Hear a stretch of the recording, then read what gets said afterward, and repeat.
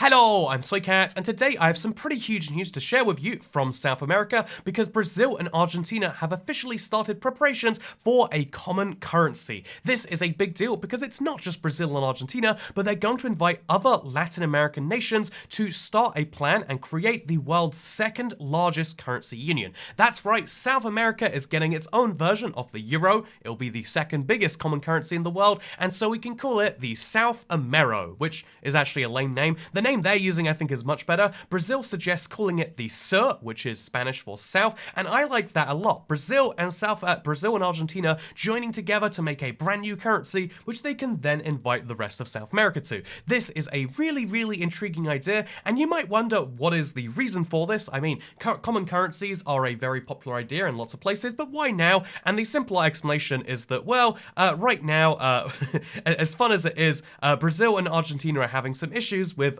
trade. Basically, even though they're the two biggest economies in South America, Argentina has a perpetual inflation problem, which makes it really hard for them to get their hands on foreign currency like the US dollar. And so Brazil, who are maybe trying to reduce their reliance on the US and the US dollar, are saying that they could boost regional trade by making their own common currency so they could trade between each other without having to trade into each other's currency or having to use a hard third currency, which might come from an unreliable third party partner if you're Brazil's perspective. So yeah, it will at first run in parallel with the Brazilian real and the Argentinian peso, which is exactly how it worked in Europe. Before the euro existed, because as they mentioned right here, it did take a solid 35 years to create the euro, which is a long time. So before there was a euro, there was a European currency union. European currency unit, which was part of the European Currency Union. But yeah, this was started in 1979 and lasted for a solid 19 years, as you can see, which was basically a way to stabilize all the currencies together. You can't just replace every currency with the euro because it's meant to be a common currency, so it should mean exactly the same in every member state. So they have to tie it to every single currency of the European community, which included, fun fact, the Great British Pound. Did that ever change over to the euro? Could you let me know in the comments down below? I'm just not sure.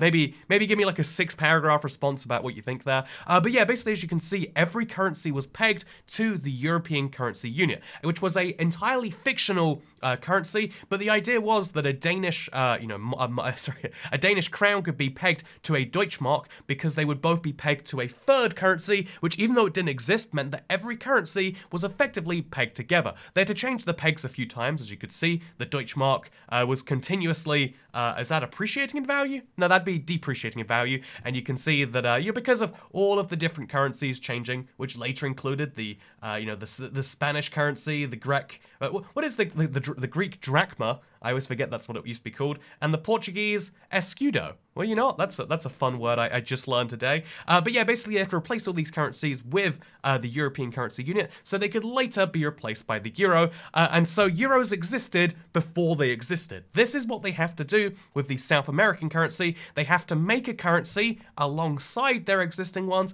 then later they can join it together. And so, yeah, they've discussed this quite a few times, but Brazil's central bank doesn't really like it, and now the two countries are governed by left-wing leaders. There's greater political backing, which kind of makes sense. You know, if you know one thing about South America, it's political instability. But if there's another thing you know about South America, it's that Brazil had an election recently and there's someone new in charge, and that someone new is down to cooperate with the people in Argentina to make the great South American project happen, which you might already know. It's called Mercosur. I mean, there's also the Union of South American Nations. I want to share this with you because it's just one of those hilarious things. So Venezuela set up this organization, kind of like a European Union, to counteract the influence of the United States in the region. If there's one thing every South American country agrees on, it's like, yeah, the US shouldn't dictate what goes on down here, but as soon as they try to agree what that means, it seems to go into some crazy places, because basically, they set up this organization, and every single country besides Venezuela, and it looks like, is that Peru over there? No, that's Bolivia, sorry. It looks like Bolivia and Venezuela are still in the Union of South American Nations. Everyone else has left or been suspended. Sorry, Peru is the one who has been suspended, it seems, and everyone else left. It's kind of like when you leave a group chat with your friends and you make a new group chat, but you exclude specifically one member, because that's precisely what happened. There is a brand new bloc which has been formed without Nicolas Maduro and Venezuela inside of it, which is absolutely hilarious, because yeah, if you look at Mercosur, same thing. Wow, why are they in red right there? Because there's a free trade body for South America. Our north is the south. That's a fun motto. Like, it's a terrible motto, but you know, it's a fun one. I'm glad they're going with that. You can see how, yeah, there is a body right here. Is New Zealand a associated member of the South American Union? You know, I need to fact. That sounds ridiculous. Is that really true? Okay, so Mexico, observer member. Yep. No. Okay. There's no New Zealand in there. What? That's definitely New Zealand, though, right? Is there another country that looks like that? I'm gonna, New Zealand. What do you know? New Zealand is an observer state of Mercosur. Good on you guys. Anyway, so I don't know why Mexico's here though as an observer member, but New Zealand isn't. Get your stuff together, Wikipedia. Anyway, you can see that Mercosur has one big problem, and that is centralization. If we sort by population, you can see you've got Brazil, you've got Mexico, who aren't a part of South America. They're just joining in to be nosy. You've got Colombia and Argentina and Peru, and you're like, oh yeah, Brazil basically dominates, because there's two parts of South America, right? There's Portuguese South America, and then there's Spanish-speaking South America, and they're not that far apart in total populations, but Spanish-speaking South America, boy, let me tell you how many countries there are, whereas Portuguese-speaking South America is united together, despite the huge differences that Brazil has. Anyway, so with that said, the South American Union is a goal to join these countries together in terms of customs, commercial, technical standards, tax, monetary policies, land transport, sea transport, trying to join together and make an EU-like body for better trade amongst their members.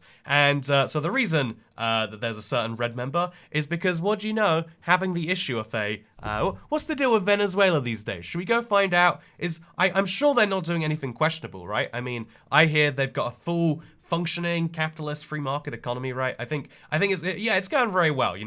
They probably just forgot to pay their fees. They'll be back anytime now. And so yeah, there is going to be a new there is already plans for free trade zones. It's been established, but it's got some issues. There is a customs union, and there are a lot of real good potential things happening here, but it's always kind of stalled, which is why this is a potential very good news, starting that common currency. But here's the thing, even though it sounds like the perfect time, and it is the perfect time, Brazil's central bank doesn't really like it, which means that for this idea to survive, it kind of needs to keep having political will on both sides, and given that Brazil seems to go back, it does a fun little bounce.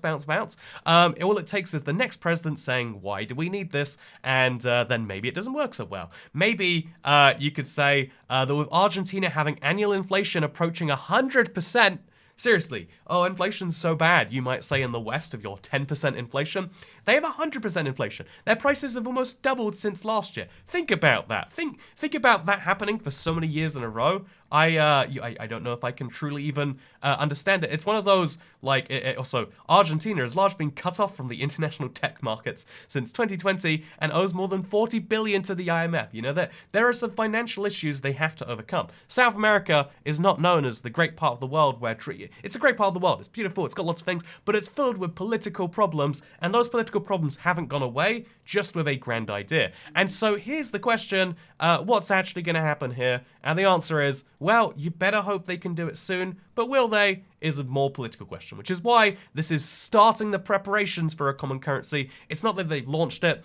The truth is, getting ideas like this off the ground does take a lot of time, and before I go, I want to share, just because maybe this is interesting to you too. I was going to probably point for this video, I found this map showing that, South America has always been one of the big potential powerhouses of the world. Even 1938, so this map accidentally just shows why the Axis and the Allies were pretty much tied till the US entered the war. But then this map shows how well the US did because the rest of the world was at war. But then yeah, basically I just wanted to kind of mention that like getting political projects off the ground is really hard. I mentioned the East African Federation a lot on this channel. They keep teasing us that like we are going to have a draft constitution and the confederation is going to be dealt with by the end of 2023, but they just keep on pushing it back and back and back. They've been adding more members.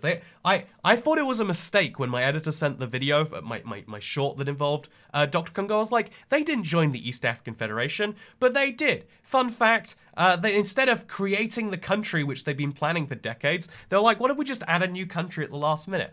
There is a proposed new country happening in East Africa, but is it really? Is it really? And in the same way, this Mercosur could be the next EU, but I mean, you know, it's been 30 years, and how well's that going? The answer is, it takes a lot of political will, even for the most successful bodies, and how do you get political will?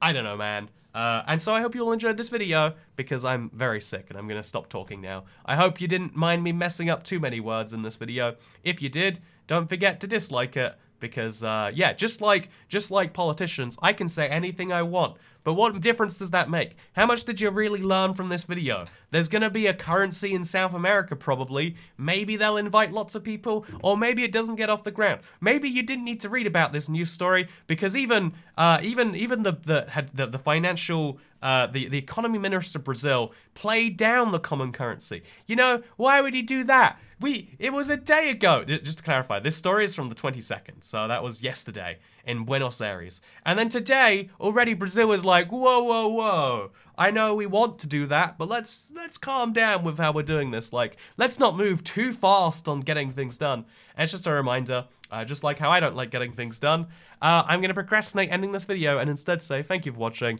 Give me Patreon money, not because these videos are good or because they'll get better, but because I like kebabs. You can find the link in the description. And with that said, I hope you all enjoyed. Also, wait, let's just go through the news. Okay, did you know that the Mexico City Metro is exposing a Achilles heel of the mayor's presidential dreams? Canada's energy jobs transition bill sparks discord in the oil heartland. Man, America's billionaire shareholders say they were unaware of accounting problems. I bet you didn't know about all. Ooh, the ex-interior minister from Venezuela is going to Spain. You like all this news? You want to know more about it? Yeah, this video is giving me my proof that people don't care about South America if people don't watch it. So if you're South American, let me know and then watch the video 10 times. Thanks, bye.